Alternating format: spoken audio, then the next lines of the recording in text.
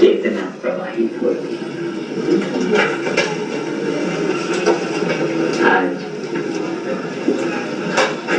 बड़े आनंद का दिन है। हमारा हृदय इतना उत्साह से भर रहा है इसका ठिकाना नहीं। आज भी नेपाल के कवियों के हृदय में मैं ब्रह्म हूँ, मैं पूर्ण हूँ, मैं अखंड ज्योति हूँ, ये उनका सारे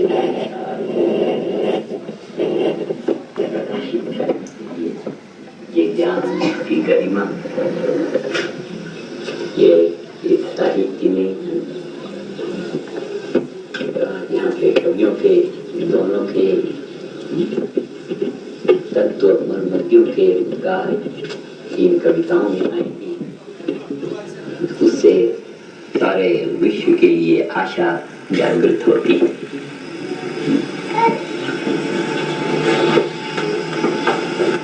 बड़े सौभाग्य का दिन है। सारे वेद शास्त्र का तत्व, सारे उपनिषदों का तत्व यहाँ के विद्वानों के हृदय के उद्गारों में ऐसा बहता है, ऐसा बह रहा है जैसा अपने मंत्रदृष्टा ऋषियों की चेतना में ऋचाओं का प्रवाह हुआ। मंत्रदृष्टा ऋषियों ने ऋचाओं का दर्शन किया। सारे विश्व के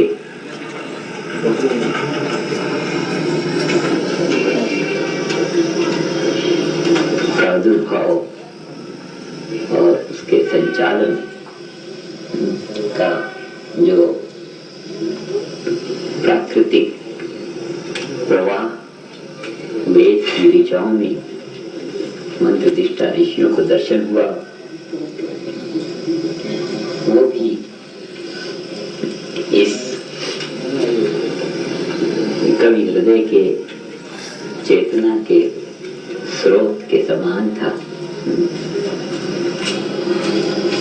कितना आनंद आता है कि उपनिषद का सार नेपाली में, वेद का सार नेपाली में, और इतने इतने गंभीर रहस्यपूर्ण शब्दों में, इतने मधुर छंदों में नेपाल के कवियों का उद्गार ये आशा लाता है कि वो समय दूर नहीं है जब विश्व की मांग हम पूरी कर सकेंगे। विश्व की मांग है शांति, आनंद, एकत्व। सारे अंतरराष्ट्रीय जगत में हर देश की ये मांग है कैसे सामंजस्य हो, जीवन में आनंद कैसे आए, प्रगति निर्बाध कैसे हो। अनरिस्ट्रिक्टेड प्रोग्रेस की डिमांड है, हार्मनी, हैप्पीनेस की डिमांड है दुनिया में। हर देश के जीवन में आनंद की खोज है, आनंद की आकांक्षा है, आनंद की आशा है।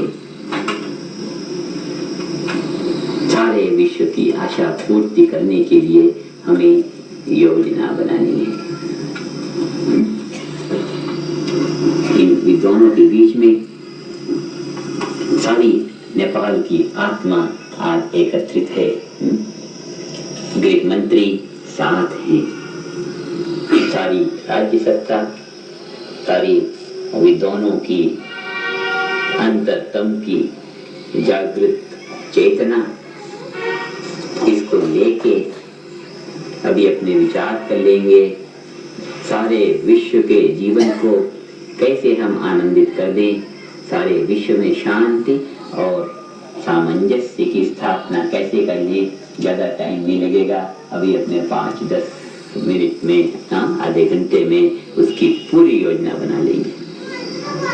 इसलिए कि अपनी ये वेद भूमि है, अपने को मालूम है कि पूर्ण जीवन कैसा होता है, अपने को मालूम है चेतना के स्तर कैसे होते हैं। अपन जानते हैं केवल जागृत स्वप्न सुषुप्ति की चेतनाओं में जीवन बिताना पशुवत जीवन बिताना होता है। अपने जानते हैं अपने जीवन मुक्ति की चेतना, भगवत चेतना, एकत्व चेतना, ब्राह्मी चेतना के गीत गाते हैं। ये वो देश है जहाँ माँ मंदालसा कहा करती थी बच्चों को, क्या शुद्धोसी बुद्धोसी निरंजनोसी, शुद्ध हो बुद्ध हो मुक्त हो। आज भी वो यहाँ के चिंतनकारों के हृदय में गूंज रहा है, मैं ब्रह्म हूँ, मैं पूर्ण हूँ। कैसे अच्छी कविता है। और ये जो नेपाल का गौरव ने योगी जी ने कहा,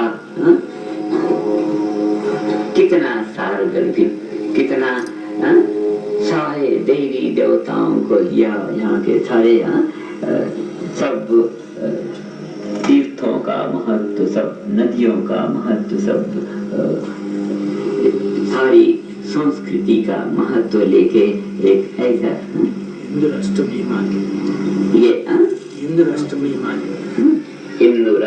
हिमालय कैसा, मतलब कितना सारगर्भित, कितना संस्कृति का अंचल है, सबको उसमें उल्लेख कर दिया।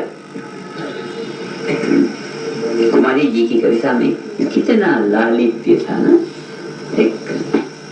इन कवियों को लेके और इन अध्यात्म में स्पंदित हृदयों को लेके अपने सारे विश्व में उजाला फैलाएंगे। बहुत आसान है, बिल्कुल आसान है, इसलिए कि हमारे पास वो ज्ञान है, अपने पास वो ज्ञान है जो व्यक्ति को समष्टि रूप बना देता है, जीव को ब्रह्म बना देता है, ब्रह्म को अखंड अनंत सत्ता को जीवन में विविधित कर देता है, व्यवहारिक कर देता है। तो अनंत अखंड सत्ता एक एक व्यक्ति के जीवन में विविधित हो जाती है। समुद्र लहरी के रूप में आ जाता, एक एक जीव के हृदय में जो अनंत चेतना आत्मसत्ता है, वो उसके हृदय के स्पंदन में, उसके मस्तिष्क के स्पंदन में, उसकी वाणी में, उसके व्यवहार में पूर्ण रूप से लहरा उठता है। तब फिर वाणी उसकी